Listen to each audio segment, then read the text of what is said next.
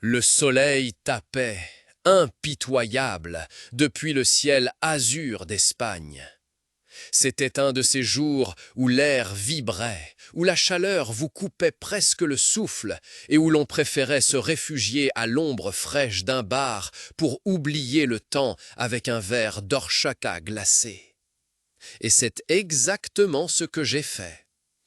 Dans une petite ville côtière, dont le nom a depuis longtemps sombré dans les profondeurs de ma mémoire, j'ai trouvé ce bar. Un endroit discret, mais enveloppé d'une aura envoûtante de sérénité et de mystère.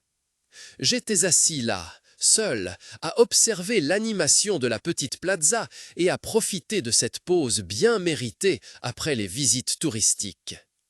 Alors, il s'approcha de ma table. Un homme qui semblait tout droit sorti d'une vieille légende.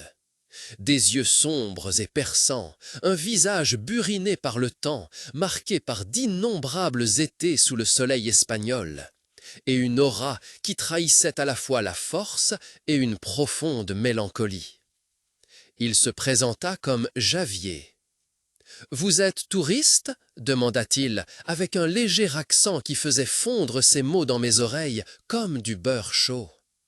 J'acquiesçai, et ainsi commença une conversation qui allait changer à jamais ma compréhension de l'Espagne, de l'histoire et de moi-même. Javier était un conteur. Ses mots peignaient des images d'une Espagne bien éloignée des hauts lieux touristiques et des clichés. Il raconta l'histoire des morts qui ont dominé la péninsule ibérique pendant près de 800 ans, de leur influence sur l'architecture, l'agriculture, la langue. Il parla d'Al-Andalus, l'Espagne musulmane, une époque d'échanges culturels et d'épanouissement scientifique qui apporta la lumière à l'Europe dans des temps plus sombres.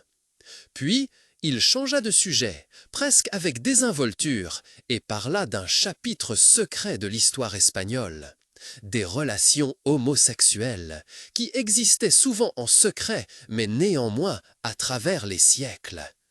Il parla des difficultés, des persécutions, mais aussi de la résilience et de la créativité avec lesquelles les gens vivaient leur amour et leurs désirs.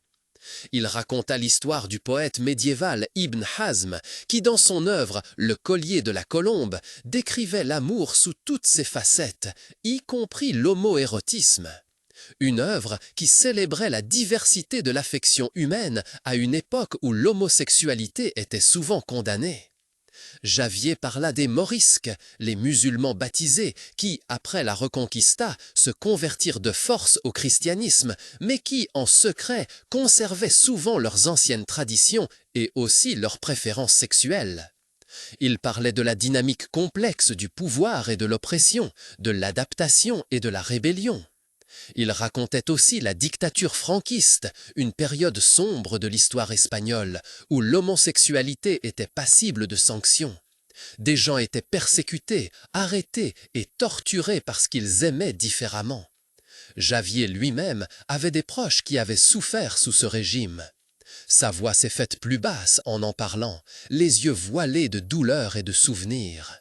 « Les blessures du passé guérissent lentement, dit-il finalement, mais il est important de se souvenir afin que l'histoire ne se répète pas. » Javier ne parlait pas seulement des difficultés, mais aussi des moments d'espoir, de résistance, de rébellion silencieuse, des lieux de rencontres secrets, des messages codés, des petits actes de solidarité. Il parlait de l'importance de la mémoire, de la nécessité de préserver les histoires de ceux qui n'avaient pas de voix. Nos conversations se sont étalées sur plusieurs jours. Nous nous sommes promenés le long de la plage, avons bu du vin sous les étoiles, et Javier a partagé ses connaissances, ses souvenirs, sa sagesse de vie avec moi. Il m'a ouvert les yeux sur une Espagne que je n'avais jamais vue auparavant. Une Espagne pleine de contradictions, pleine de beauté, pleine de douleur. Lorsque mon séjour dans cette petite ville côtière a pris fin, j'ai dit au revoir à Javier avec le sentiment d'avoir emporté quelque chose de précieux. Plus que de simples souvenirs de vacances, plus que de simples impressions touristiques. J'avais vécu une rencontre qui m'avait changé, qui avait élargi ma compréhension de l'histoire, de l'amour et de l'humanité. Je ne sais pas si je reverrai Javier un jour, mais sa voix, ses histoires m'accompagneront aussi longtemps que je vivrai.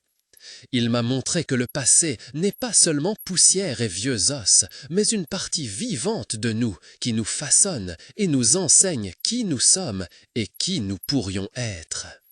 Et que les histoires de ceux qui vivaient dans l'ombre méritent d'être racontées, encore et encore.